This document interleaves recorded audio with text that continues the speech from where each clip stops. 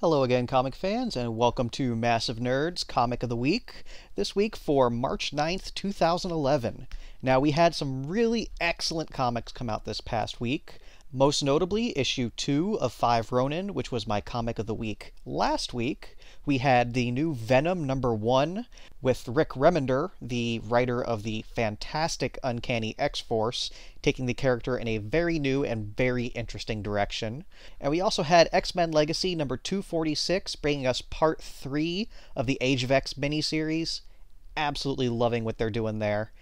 And Walking Dead is back, people. Issue 82 was amazing, as well as issues 80 and 81 were, really bringing the tension back to the comic after letting the characters rest for a little while. Now it's time for somebody to get eaten again, and it's absolutely awesome.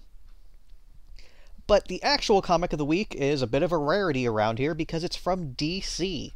As most people know, I really prefer Marvel because, well, there's really not a whole lot interesting coming out of DC for me right now. Like Secret Six, Green Lantern's kind of fallen off ever since Blackest Night. I'm enjoying Jeff Johns' work on Flash.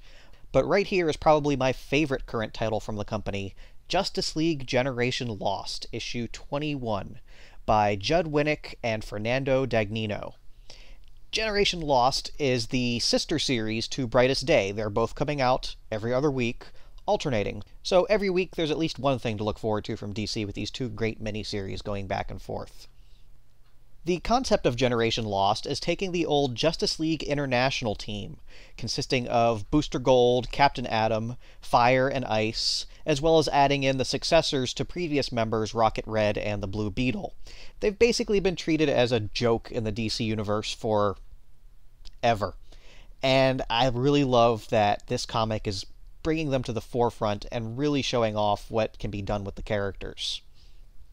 The story revolves around Maxwell Lord, one of the 12 characters resurrected at the end of Blackest Night, and his twisted view of saving the world. Prior to his death, he was one of the most hated characters in the DC universe because he killed the previous Blue Beetle, Ted Kord, as well as tried to kill every other superhero. So when he came back, he realized he could not operate with everybody looking for him, so he used his crazy mind control powers, supercharged them through some weird machine, and made the entire world forget he ever existed. The only characters who knew he existed were the 4 returning members from the old Justice League International team. So the entire comic has been them chasing Max around the world, trying to stop him, while nobody has any idea what they're up to. They spend as much time running from the other heroes as they do chasing after Max. And it's been a lot of fun with some good story going along here. Now, anybody who has not read the last several issues of Generation Lost, I'm going to throw out a rare spoiler warning here because I'm going to be giving some big-ass spoilers about the last couple issues. It's been a really big plot point, and if you haven't read it on your own yet, you probably want to do it. Now, 2 issues ago, we had one of the biggest moments out of this miniseries, when Max Lord went 2 for 2 on his Blue Beetle killing streak, taking down Jaime Reyes with another bullet to the head. I guess that's kind of what he does. So, in the previous issue, it was the Justice League chasing after Max, trying to get their revenge. Of course, he ends up slipping out at the last moment, and then confirming that, yes, Jaime really is dead. So this issue, we really get the fallout from the event, the characters reacting to the death of their teammate.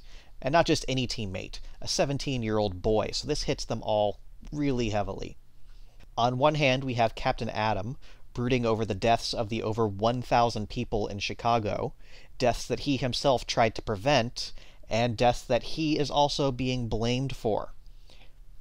He does not take this well, also having issues with his proposed immortality and how he's really not human anymore. And Ice just kind of settles him down, brings him back to the fold in that scene. Captain Atom is actually the character that's gotten me really interested in this comic with this whole time hopping and alternate future thing that he's had going on. It's really given the series a sense of scope and has shown just how important this story could be for the DC universe. Off in another room, we finally have the budding romance between Gavril the Rocket Red and Fire finally coming to a bit of fruition here.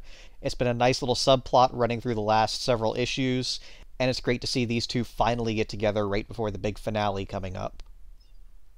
But the main focus of the issue here is on Booster Gold.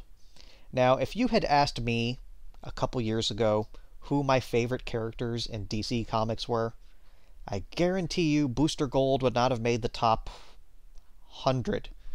Though honestly, right now, I would say he's easily in my top 5, especially since Grant Morrison has basically made me lose all interest in Batman. Let's say it opened up a spot in the list for him.